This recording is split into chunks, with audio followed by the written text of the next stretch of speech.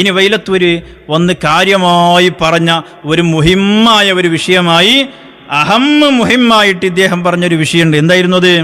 ബഹുമാനപ്പെട്ട വൈലത്തൂര് തങ്ങൾ ഉപ്പാപ്പാൻ്റെ audio clip എന്ന് പറഞ്ഞിട്ട് നൗഷാദ് കുറേ സാധനങ്ങൾ കേൾപ്പിച്ചിരുന്നു. മൗലവി എന്തിന് ഈ തരത്തിൽ തരംതാഴ്ന്നു പോകണം? ആരോടാണ് ഈ പറയുന്നത്? ബഹുമാനപ്പെട്ട തങ്ങളുപ്പാപ്പ ഇദ്ദേഹത്തെ വിളിച്ചുപോൽ. എന്നിട്ട് പേരോട് ഉസ്താദിനെ സംബന്ധിച്ചും പൊന്മുള ഉസ്താദിനെ സംബന്ധിച്ചും നമ്മുടെ പ്രസ്ഥാനത്തെ സംബന്ധിച്ചുമൊക്കെ തങ്ങളുപ്പാപ്പാക്ക് വളരെ മോശപ്പെട്ട അഭിപ്രായമാണ് പോൽ. എന്നിട്ട് ഇവൻ്റെ കൂടെയാണ് പോലും തങ്ങളുള്ളത്. ഇവനെ വിളിച്ച് പറയാണ്, അല്ലേ, ഓ മൗലവി കുറച്ച് തലച്ചോറ് ഉപയോഗിക്കണ്ടേ, കുറച്ച് ഉപയോഗിക്കണ്ടേ? ഇത് സമൂഹം ചിന്തിക്കൂലേ? ബഹുമാനപ്പെട്ട തങ്ങളുപ്പാപ്പ ജീവിതകാലം മുഴുവനും ജീവിച്ചതും അവിടുന്ന് വഫാത്താകുന്നത് വരെ ഈ പ്രസ്ഥാനത്തെ അംഗീകരിച്ചുകൊണ്ടും ഈ പ്രസ്ഥാനത്തിന് നേതൃത്വം നൽകിക്കൊണ്ടുമാണ്. എങ്കിൽ ആ മഹാനായ തങ്ങളുപ്പാപ്പ ആ പ്രസ്ഥാനത്തെ ഉള്ളിലൂടെ അംഗീകരിക്കുന്നില്ല എന്നല്ലേ നീ പറയാൻ ശ്രമിക്കുന്നത്? അതല്ലേ താങ്കൾ പറയാൻ ശ്രമിക്കുന്നത്? അതിലൂടെ ആ അർത്ഥത്തിൽ അത് പറയുന്നത് ബഹുമാനപ്പെട്ട തങ്ങളുപ്പാപ്പയുടെ വിശ്വസ്തതയല്ലേ താങ്കൾ ചോദ്യം ചെയ്യാൻ ശ്രമിക്കുന്നത്? അങ്ങനെ ഞങ്ങളെ മഹാനായ നേതാവായിരുന്ന ബഹുമാനപ്പെട്ട വൈലത്തൂര് തങ്ങളുപ്പാപ്പയെ സംബന്ധിച്ച് അവിടത്തേക്ക് കാപട്യമുണ്ടായിരുന്നു എന്ന ആശയം സമൂഹത്തിലേക്ക് ഇട്ടുകൊടുത്താൽ ഇവിടെയുള്ള വിശ്വാസികൾ അത് വിശ്വസിക്കുന്നതാണോ താങ്കൾ കരുതിയത്? അങ്ങനെ വിശ്വസിക്കാൻ മാത്രം കുരുവട്ടൂരസത്തിൽ പെട്ടുപോയ തലച്ചോറ് പണയം വെച്ച 4 പേർക്കല്ലാതെ മറ്റാർക്ക് കഴിയും മൗലവി? അപ്പം അതുകൊണ്ട് അങ്ങനെയുള്ള വ്യാജമായ ക്ലിപ്പുകൾ കൊണ്ടുവന്ന്, ഓഡിയോകൾ കൊണ്ടുവന്ന് സമൂഹത്തിൻ്റെ മുമ്പിലേക്ക് ഇട്ടുകൊടുത്താൽ അവരത് ചവറ്റുകൊട്ടയിലേക്ക് തട്ടിക്കളയുമെന്നല്ലാതെ അതിനെ ആര് മുഖവിലക്കെടുക്കാനാ മൗലവി? എങ്കിൽ ഞാൻ ചോദിക്കട്ടെ, എന്തായിരുന്നു ഈ ചവറ് തങ്ങളുപ്പാപ്പയുടെ ഹയാത്ത് കാലത്ത് കൊണ്ടുവരാതിരുന്നത്? തങ്ങളുപ്പാപ്പയുടെ ഹയാത്ത് കാലത്തല്ലേ താങ്കളെയും താങ്കളുടെ കാട്ടുകള്ളനായ അബ്ദുള്ള മൗലവിയെയും ഞങ്ങളുടെ പ്രസ്ഥാനം ചവിട്ടി പുറത്താക്കിയത്? അല്ലേ? ചവറ്റുകൊട്ടയിലേക്ക് എറിഞ്ഞത് അക്കാലത്തായിരുന്നില്ലേ? അക്കാലത്ത് എന്തേ ഈ ഓഡിയോ ക്ലിപ്പ് കൊണ്ടുവരാതിരുന്നത്? അത് കൊണ്ടുവരാതിരിക്കാനുള്ളൊരു കാരണമുണ്ട്. അന്നെങ്ങാനും ഇതുപോലുള്ള തീർത്തും വ്യാജമായ സാധനങ്ങൾ കൊണ്ടുവന്നാൽ ബഹുമാനപ്പെട്ട തങ്ങളുപ്പാപ്പനിൻ്റെ കോളറിന് പിടിക്കും എന്ന് പൂർണ്ണ ഉറപ്പുള്ളത് കൊണ്ടല്ലേ നീ അത് അവിടുത്തെ വഫാത്തിന് ശേഷം കൊണ്ടുവന്നത്? എന്നിട്ട് അതിന് ന്യായം പറയുന്നു, ഞങ്ങൾക്ക് അനുമതി കിട്ടുമ്പോൾ. ഹയാത്ത് കാലത്ത് നിങ്ങൾക്ക് അനുമതി കിട്ടൂല, കാരണം കള്ളി പൊളിയല്ലോ. ഹയാത്തിന് ശേഷം ആ അനുമതി കിട്ടരുത്. ഇതൊക്കെ ആരെ പറ്റിക്കാനാ മൗലവി? ഈ ആർട്ടിഫിഷ്യൽ ഇൻ്റലിജൻസ് ഉള്ള ഈ കാലഘട്ടത്തിൽ എൻ്റെ വോയിസിലും എൻ്റെ രൂപത്തിലും പ്രകാരത്തിലും ഞാൻ സംസാരിക്കുന്നത് പോലെയുള്ള വീഡിയോ തയ്യാറാക്കാൻ സെക്കൻഡുകൾ മതി. ഈ കാലത്താണ് മൗലവി ഒരു വ്യാജമായ ഓഡിയോ ക്ലിപ്പ് കൊണ്ടുവന്നിട്ട് ഇത് തങ്ങൾ വിളിച്ചതാണ് എന്ന് പറയുന്നത്. അത്രമാത്രം ബുദ്ധിപരമായി തരംതാഴ്ന്നു പോകാൻ പാടില്ല മൗലവി. കുറച്ചൊക്കെ മനുഷ്യൻ്റെ ഒരു നിലവാരം സൂക്ഷിക്കണമായിരുന്നു താങ്കൾ. ഈ കാലഘട്ടത്തിൽ വ്യാജമായ ഒരു ഓഡിയോ ഉണ്ടാക്കാൻ ആർക്കാ പ്രയാസം? ഇത് നൗഷാദും വേറൊരുത്തനും കൂടി ഇന്ന് സംസാരിച്ചത് ബഹുമാനപ്പെട്ട തങ്ങളെ പേരിലേക്ക് അങ്ങോട്ട് ചാർത്തി കൊടുക്കുകയാണ് അല്ലേ? ബഹുമാനപ്പെട്ട CM വലിയുല്ലാഹി ഖദ്ദസല്ലാഹു സിറഹുൽ അസീസ് തങ്ങൾ അവിടുന്ന് തക്ലീഫുള്ള സമയത്ത് അനല്ലാ എന്ന് പറഞ്ഞിട്ടുണ്ട് എന്ന് പറഞ്ഞ താങ്കൾക്ക് CM വലിയുല്ലാഹി തങ്ങളുടെ ഖാദിമായിരുന്ന തങ്ങളെ സംബന്ധിച്ച് ഇതും ഇതിലപ്പുറവും പറയാൻ ഒരു നാണവുമാനവും ഉണ്ടാവില്ല. എങ്കിൽ ബഹുമാനപ്പെട്ട സയ്യിദ് അവറുകളുടെ അവിടുത്തെ മക്കൾ ഇന്ന് ഈ പ്രസ്ഥാനത്തിന് നേതൃത്വം നൽകുന്ന ഞങ്ങളുടെ മഹാന്മാരായ നേതാക്കളാണ്. ആ അവിടുത്തെ മക്കളുമായി ബന്ധപ്പെട്ടു അവർ പറയുന്നു, അതെല്ലാം ഒരു 5 ക്യാഷിന് വില കൊടുക്കാനില്ലാത്ത തീർത്തും നിരർത്ഥകവും വ്യാജവുമായ ആരോപണങ്ങളാണ്. ഞങ്ങളുടെ പിതാവ് പഠിപ്പിച്ചു തന്നത് ഈ പ്രസ്ഥാനത്തിൻ്റെ കൂടെ നിൽക്കാനാണ്. എങ്ങാനും ബഹുമാനപ്പെട്ട ഞങ്ങളുടെ ഉപ്പ അത്തരത്തിലൊരു സൂചന ഞങ്ങൾക്ക് നൽകിയിരുന്നെങ്കിൽ ഞങ്ങളുണ്ടായിരുന്നു ആ പറയുന്ന കുരുവട്ടൂരിസത്തിൻ്റെ കൂടെ. ബഹുമാനപ്പെട്ട തങ്ങൾ സ്വന്തം മക്കളുടെ ഹിദായത്ത് ആഗ്രഹിക്കാത്തവരാരാളുള്ളത്? എന്നിട്ട് ബഹുമാനപ്പെട്ട തങ്ങളുടെ മക്കൾ പറയാണ്, ഉപ്പയെങ്ങാനും ഞങ്ങൾക്കൊരു സൂചന തന്നിരുന്നെങ്കിൽ ഞങ്ങളുണ്ടാകുമായിരുന്നില്ലേ അവരുടെ കൂടെ? എന്നിട്ട് അവർ പറയാണ്, ബഹുമാനപ്പെട്ട തങ്ങൾ അവർക്ക് പ്രസ്ഥാനത്തെക്കുറിച്ച് പറഞ്ഞു കൊടുത്തതിൻ്റെ എത്ര വലിയ മഹത്വങ്ങളാണ് പറഞ്ഞു കൊടുത്തത്. വൈലത്തൂരിലുള്ള നമ്മുടെ പ്രവർത്തകരോട് ചോദിച്ചാൽ അറിയാം. മെമ്പർഷിപ്പ് പുതുക്കാൻ വേണ്ടി തങ്ങളെ സമീപത്തേക്ക് അവർ പോകുമ്പോൾ അവരോട് പ്രത്യേകമായി തങ്ങൾ പറയുന്നത്, ഒരു മനുഷ്യനോടും ഒരാവശ്യത്തിന് വേണ്ടിയും മക്കൾക്ക് വേണ്ടി റെക്കമെൻഡ് ചെയ്തിട്ടില്ല ബഹുമാനപ്പെട്ട തങ്ങളവറുകൾ. പക്ഷേ പ്രസ്ഥാനത്തിൻ്റെ മെമ്പർഷിപ്പ് കൊടുക്കാൻ തങ്ങളെ മക്കൾക്ക് വേണ്ടി പ്രവർത്തകരോട് എൻ്റെ മക്കൾക്കും നിങ്ങൾ മെമ്പർഷിപ്പ് കൊടുക്കണം, അവരുടെ കയ്യിലും ഇത് എത്തിച്ചു കൊടുക്കണം എന്ന് പ്രത്യേകം മക്കൾക്ക് വേണ്ടി ഷഫാഅത്ത് പറയുകയാണ്. ആരെ? വൈലത്തൂര് തങ്ങൾ ഉപ്പാപ്പ. വൈലത്തൂരിലുള്ള പ്രവർത്തകരോട് ചോദിച്ചാൽ അറിയില്ലേ? അങ്ങനെ ഓരോ സമയം വരുമ്പോഴും തൻ്റെ മക്കളും ഈ പ്രസ്ഥാനത്തിൻ്റെ മെമ്പർഷിപ്പ് എടുത്തിട്ടുണ്ട് എന്ന് ഉറപ്പുവരുത്തുകയാണ് ബഹുമാനപ്പെട്ട വൈലത്തൂര് തങ്ങൾ ഉപ്പാപ്പ.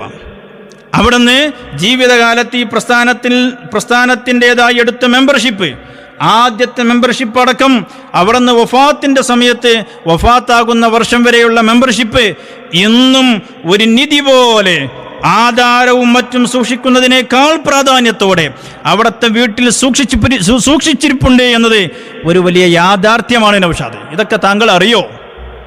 ഇങ്ങനെയുള്ള തങ്ങളെ സംബന്ധിച്ചാണ് നിങ്ങൾ ഈ വാറോല കൊണ്ടുവരുന്നത്. അവിടുത്തെ മുഴുവൻ മെമ്പർഷിപ്പും ഇന്നും അവിടെ സൂക്ഷിപ്പിരിപ്പുണ്ട് എന്നാണ് അവിടുത്തെ മക്കൾ പറയുന്നത്. ഞങ്ങൾക്ക് പോലും അത് അവകാശപ്പെടാൻ പറ്റില്ല. ഈ പാവപ്പെട്ട എനിക്കതിന് അവകാശപ്പെടാൻ പറ്റില്ല. എൻ്റെ 4-5 വർഷം മുമ്പുള്ള മെമ്പർഷിപ്പ് എവിടെയെന്ന് ചോദിച്ചാൽ എനിക്ക് പറയാൻ കഴിയില്ല. പക്ഷേ ബഹുമാനപ്പെട്ട തങ്ങളവറുകൾ അവിടുത്തെ ജീവിതകാലത്തെടുത്ത മുഴുവൻ മെമ്പർഷിപ്പും സൂക്ഷിപ്പുണ്ട്. എന്നിട്ട് അവിടുന്ന് മക്കളോട് പറഞ്ഞ, പ്രവർത്തകരോട് പറഞ്ഞ ന്യായം എന്താണെന്നറിയാമോ?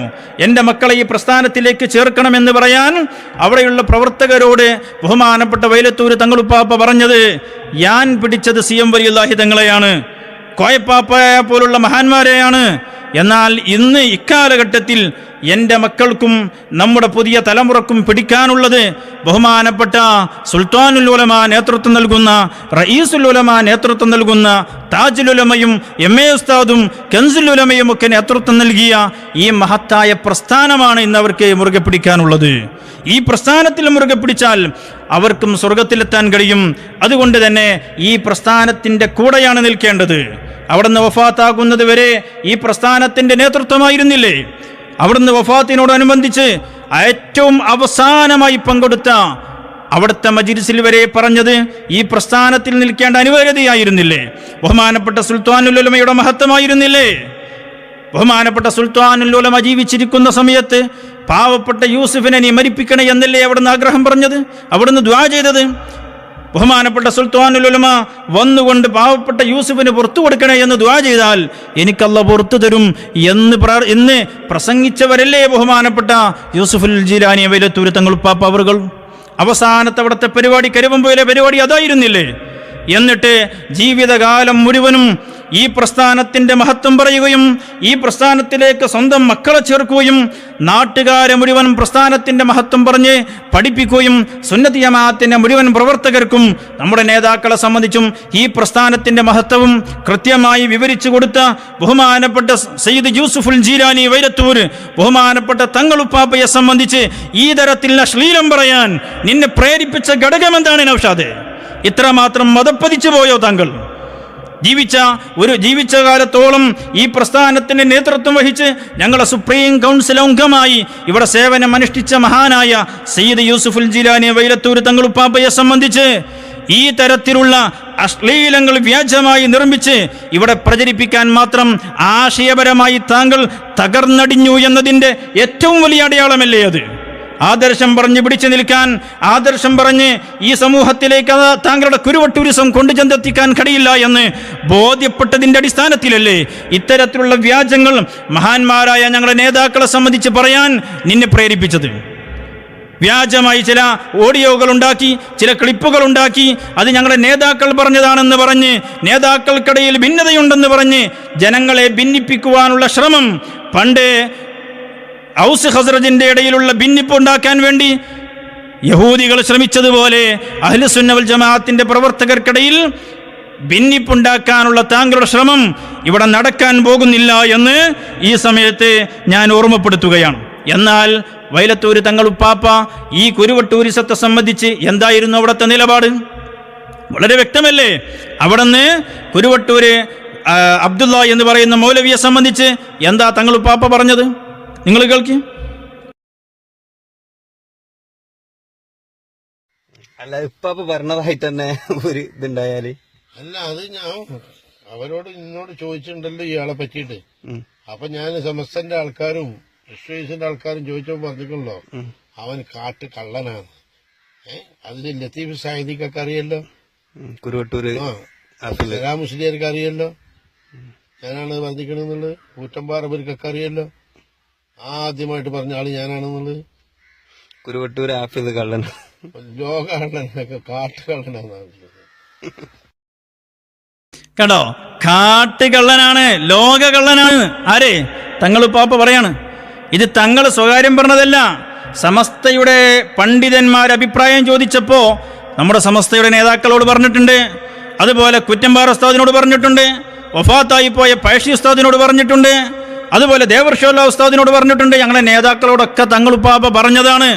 അത് തങ്ങളുടെ ഹയാത്ത് കാലത്താണ് ഈ വീഡിയോ പുറത്തു വരുന്നത്, വഫാത്തിന് ശേഷമല്ല. എന്നിട്ട് തങ്ങൾ എന്തെങ്കിലും അത് തിരുത്തിയോ?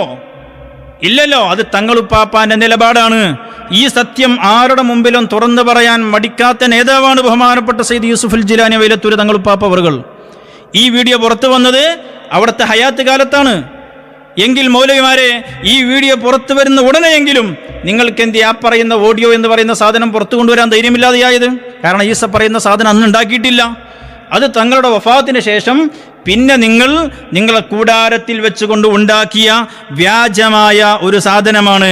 അത് പുറത്തേക്ക് കൊണ്ടുവന്നാൽ ഇവിടെ എന്തെങ്കിലുമൊക്കെ ഉണ്ടാക്കി തീർക്കാം എന്നൊരു ധാരണ താങ്കൾക്കുണ്ട് എങ്കിൽ അത് അങ്ങനെ തന്നെ അവിടെ സൂക്ഷിച്ചു വെക്കുക, സമൂഹത്തിലേക്ക് കൊണ്ടുവരണ്ട എന്ന് ഈ സമയത്ത് ഞാൻ ഓർമ്മപ്പെടുത്തുകയാണ്.